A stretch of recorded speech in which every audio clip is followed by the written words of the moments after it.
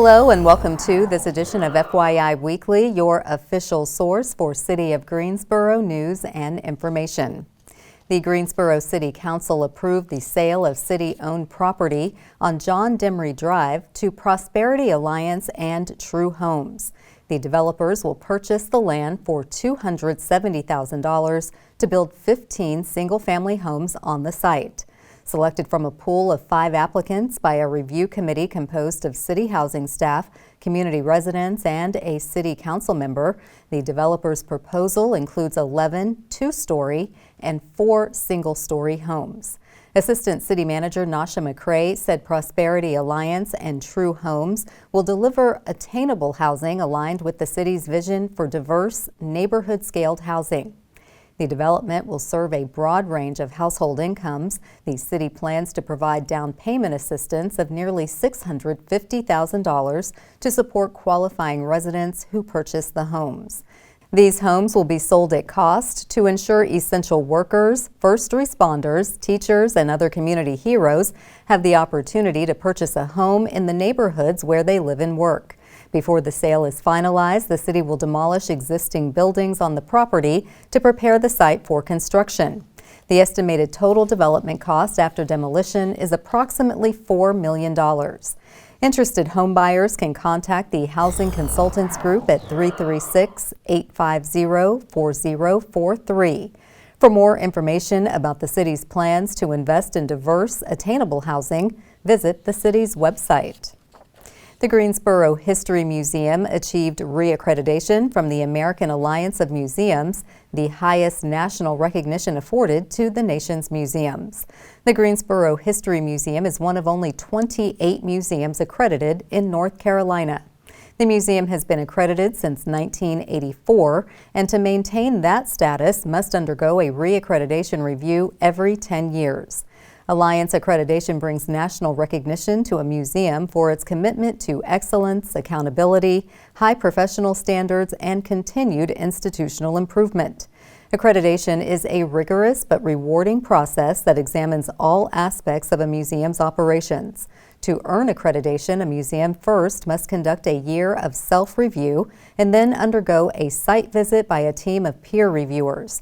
Greensboro History Museum Director Carol Hart said, "I am especially proud of the recognition for our public service role in the community." The reviewer stated the programming and exhibitions are equally compelling and directed to the promise of inclusion, public service, access, and the development of better relations between diverse people. Of the nation's estimated 33,000 museums, approximately 1,100 are accredited. Developed and sustained by museum professionals for more than 50 years, the Alliance's Museum Accreditation Program is the field's primary vehicle for quality assurance, self-regulation, and public accountability. The National Offices of Violence Prevention Network is presenting its Trailblazer of the Year Award to Letitia McNeil, Director of the Community Safety Department. The network's national award celebrates directors who show an unwavering dedication to their communities and are leading the way with innovative approaches to violence reduction in their city. McNeil is credited for her commitment to co-producing violence reduction solutions with community partners throughout Greensboro. She was instrumental in developing the city's comprehensive community safety plan and has been involved in initiatives to reimagine public safety nationwide. The 2 other 2025 Trailblazer Award winners represent New York State and Los Angeles County. Greensboro's Community Safety Department takes a holistic, collaborative approach to improving Greensboro's public safety through community-centered prevention initiatives and crisis intervention services aimed to de-escalate violence. This is paired with the long-term intensive case management for individuals whose issues such as mental health, substance use, and homelessness have resulted in frequent contact with law enforcement. The National Offices of Violence Prevention Network is a learning community of governmental agencies working to reduce violence and improve lives. One way to stay informed about decisions that impact you and our city is by attending or tuning in to City Council meetings at 5:30 p.m. on the first and third Tuesday of the month. The fourth Tuesday is reserved for a meeting as needed. The City Council meetings take place in the Katie Dorsett Council Chamber on Level 2 of the Melvin Municipal Office Building located at 300 West Washington Street. The public is allowed in person, but only in a limited capacity. Those who choose not to be in the building can participate virtually. The Greensboro City Council meetings are broadcast right here on GTN. The meetings are also streamed live on the city's website and on Cablecast. To review the council meeting schedule and agendas, please visit the city's website. The Greensboro Fire Department is gearing up for Fire Prevention Week. This annual series of events caters to all ages and is an excellent learning opportunity. Coming up after the break, we'll tell you about the activities on tap and how you can get in on the action. Stay with us.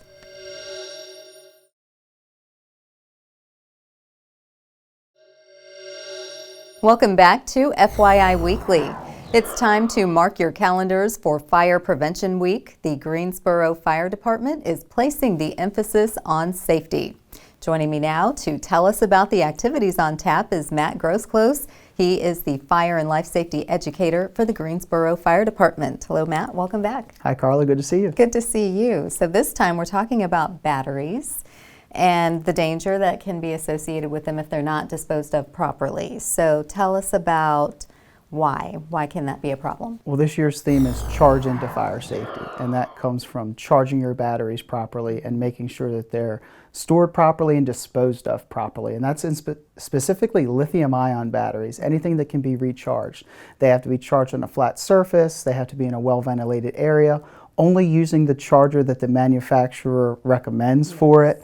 And one of the biggest issues we see is if the batteries become damaged, they can catch fire. It's a very slim chance, but when it does, if you can imagine a cell phone or a battery, that you're going to have flames 3 and 4 feet high coming out of that small mechanism. Wow. And you know they get hot because you can feel it on your cell phone sometimes. Well, and when you charge them, a lot of times there's a limitation to how long it takes them to charge. If they charge in 90 minutes, as soon as those batteries are fully charged, you need to make sure you unplug them and take it off the charger. Okay, good point.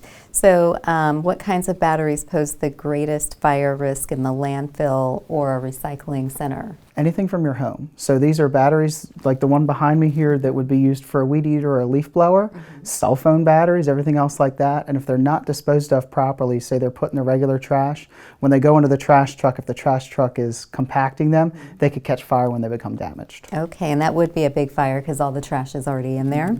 So it's important to keep batteries out of the environment. How do we do that? We just dispose of them properly.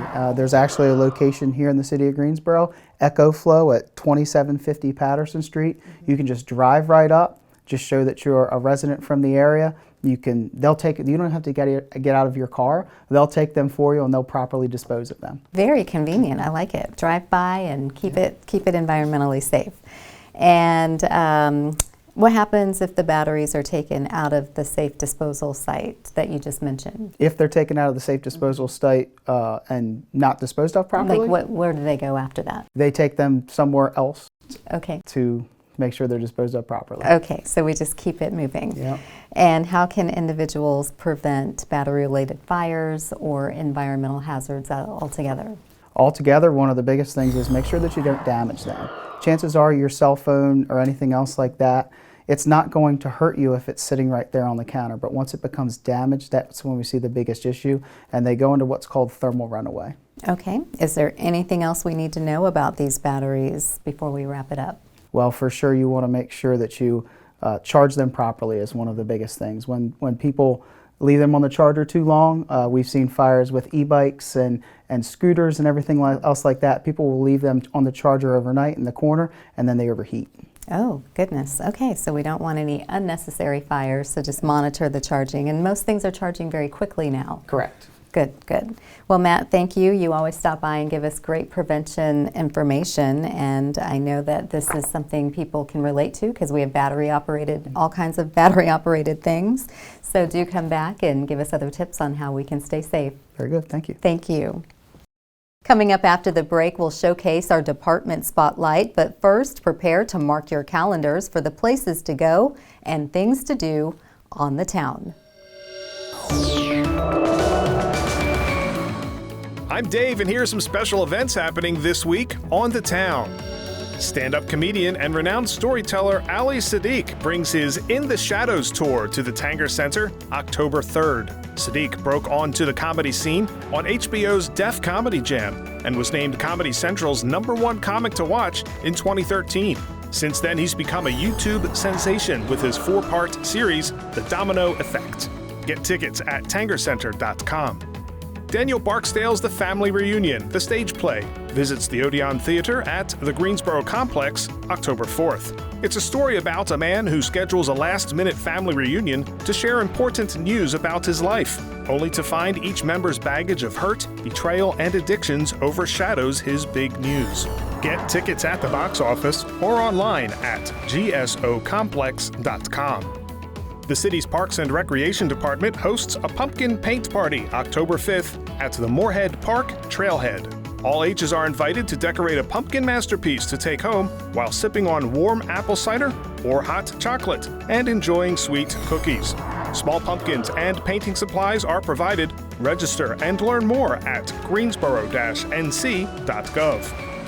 The Carolina Theater's Hispanic Heritage Film Series hosts an Encanto Family Sing-Along October 5th. Step into the magical world of the Madrigal family and sing along to the songs that captured hearts around the world. This Disney production bursts with vibrant animation, heartfelt storytelling, and a joyous, Latin-inspired soundtrack. Learn more and get tickets at carolinatheater.com. Stay tuned to FYI Weekly for more happenings on the town.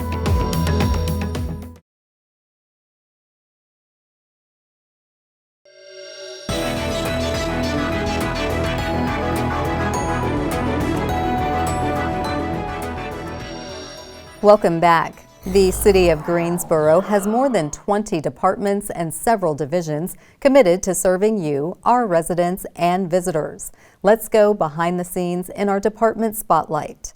Congratulations are in order for Guilford Metro 911. The agency received its Association of Public Safety Communications Officials International Training Program accreditation, which is valid for 3 years.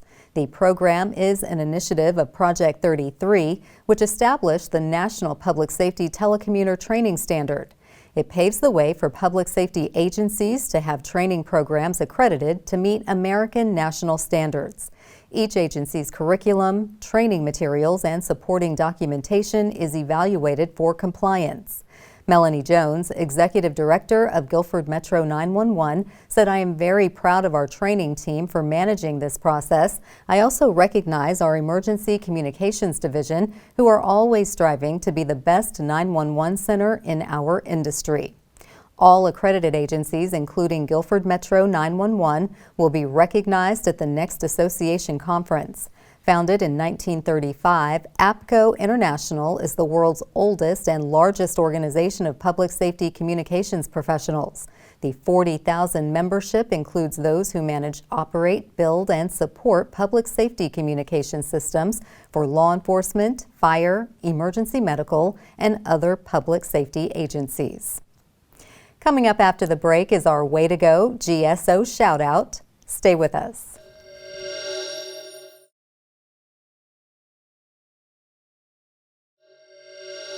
As we draw to a close, we always want to end on a positive note with our Way to Go GSO shout out. This week's shout out goes to the Human Rights Department. The community is invited to attend the 10th annual Purple Tree Lighting Ceremony hosted by the Commission on the Status of Women. The event will take place at 6 p.m. on Tuesday, September 30th, on the front steps of the Melvin Municipal Office Building, located at 300 West Washington Street. The event commemorates October as Domestic Violence Awareness Month. Participants are encouraged to wear purple to acknowledge domestic violence survivors and victims. Founded in 1973, the mission of the Commission on the Status of Women is to improve the quality of life for women in Greensboro. To learn more about the Commission, visit the city's website. That concludes this edition of FYI Weekly, but you can easily stay connected to the latest city news by linking to us on Facebook, Twitter, YouTube, and Instagram. Alexa users can subscribe to our 5-minute flash briefings, which airs on 90.1 FM, 100.7 FM, and 90.5 FM. Be sure to download both weekly podcasts, Talk City Greensboro and Talk City in Espanol, plus GTN is streaming on Cablecast. For all of us here at the City of Greensboro, thanks for watching, and we'll see you next time.